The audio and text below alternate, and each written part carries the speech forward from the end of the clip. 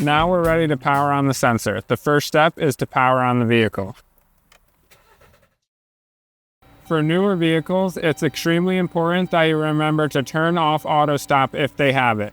Usually that is an A button with a circular arrow around it. You will have to turn that off every time you start up the vehicle. If it's on, it will cause the sensor to lose power at intersections. The next step in powering on the sensor is taking the power cables down from the sensor. I'm going to get the main sensor power cable from on top of the camera, and I'm going to get the 360 camera power cable. I'm going to position both of these inside the door of the car and plug them in. Now we're going to plug the main sensor power cable into the 12-volt DC plug in the car. You'll know it's powered on when the red LED on the plug illuminates. Now we're going to plug in the 360 camera. If your car has two 12-volt DC plugs, you can plug it into a USB port on the inverter.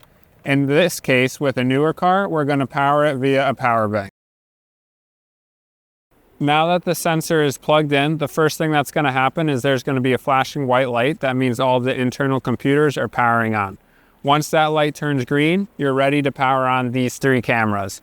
To do that, you're going to press the power button on the side once. It will flash red, and then it will say USB connected.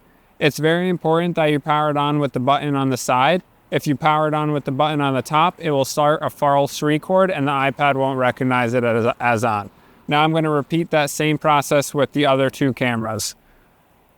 The camera on the back and the 360 camera on the top.